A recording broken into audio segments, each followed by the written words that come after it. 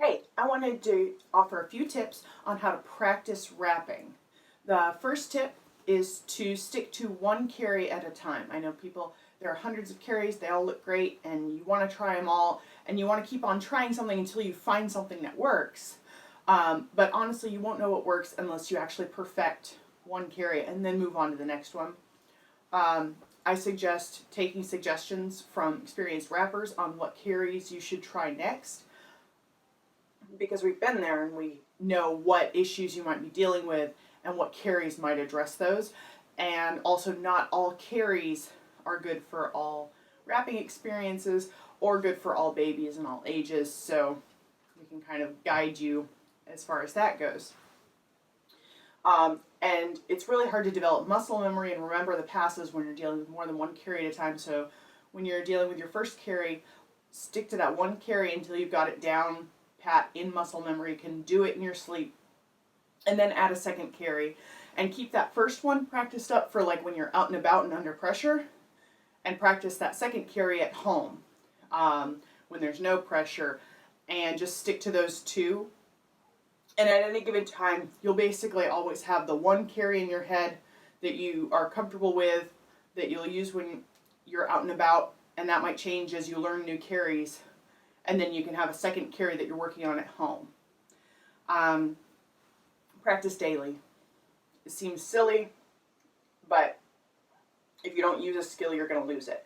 So practice daily, even if you're not keeping baby up for very long. Wrap baby, take him down. Wrap baby, take him down. When I was practicing with my toddler, there was a period where she did not like being wrapped for any extended period of time, so I would bribe her up for a quick video, and I'd wrap her, and we'd smile in the video, and then I'd take her straight back down and give her a piece of candy, because that's what it took for me to get daily practice. Practice when baby is happy. Try not to practice when baby is going to have is going to be uncomfortable or sleepy or hungry. Try when they're already content. And on top of that, do things to keep baby happy.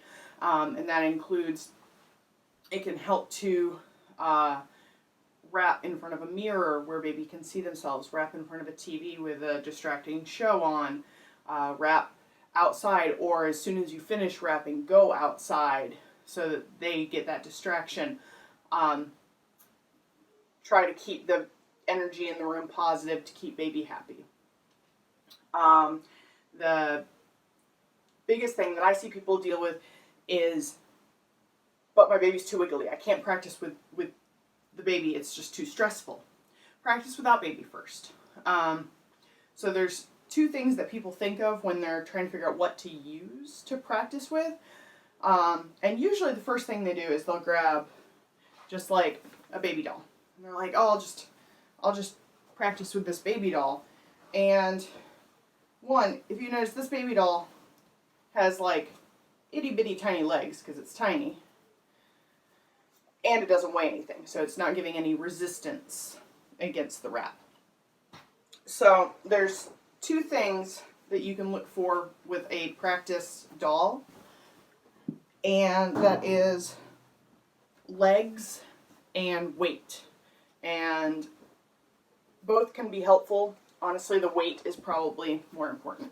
So first thing is, if you have something that does have significantly long legs and is almost the size of a baby, hello bunny,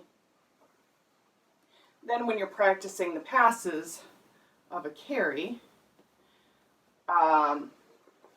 you can kind of practice the idea of, you know, this tail goes under here, and this tail goes, you know, over this leg and under this leg. And it can be helpful to have that practice and to remember over and under legs, because that does make a difference in carries. But the other thing is to practice with something that actually has weight. And so like for this, I have mostly empty, but big bag of rice. And so this doesn't have legs. But where this comes in handy is this has weight to it, and so it's actually sagging down, and I can actually feel where slack is, and I can practice tightening the slack around my body and feeling that slack move. So even without legs, I can kind of feel when the weight is secure.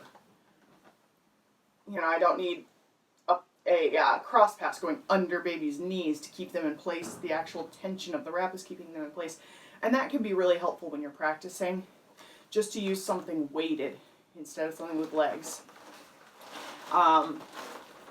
Especially when getting a feel for tightening. Because if you're trying to get slack to move around your body with a little stuffed animal, a lot of times, like, as you pull this, the stuffed animal is going to move as much as the wrap is.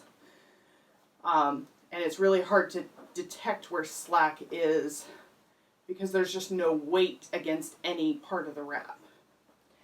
And the obvious ideal situation, if you really feel like committing to your practice, is to make a weighted demo doll.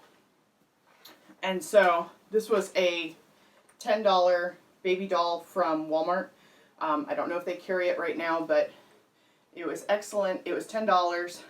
It is 20 inches long, so it's the same size my daughter was when she was born. Good actual baby size. And basically the body is soft and the limbs are plastic and hollow, and the head is plastic and hollow, held on by a zip tie. So I won't go through the whole process of making a demo doll, but essentially if you remove the zip tie that's holding the head on, you can unstuff the whole baby and put something weighted. I used metal BBs and gravel from my front yard. So I got the baby to about 5 pounds, like not actual baby weight, but there's weight behind it. And I put some in the bum, in the legs, a little bit in the hands, a little bit in front of the face to make it floppy. And this gives me something that has both weight and limbs to deal with. The next thing is what the advice people really don't like to hear. Practice without the video.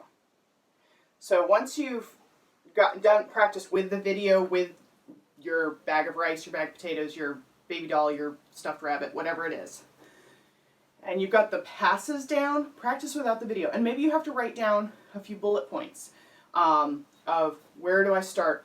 What do I do? Okay, I start with it, you know, the horizontal pass, and it goes up diagonally over both sides, and then I'm going to take the right tail, you know, make those little bullet point notes so that you can refer to your notes, but you don't need to be watching and mirroring someone else. If all you're doing is mirroring, you're not going to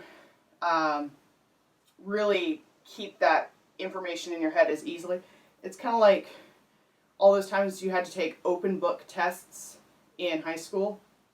How many of us actually retained that information?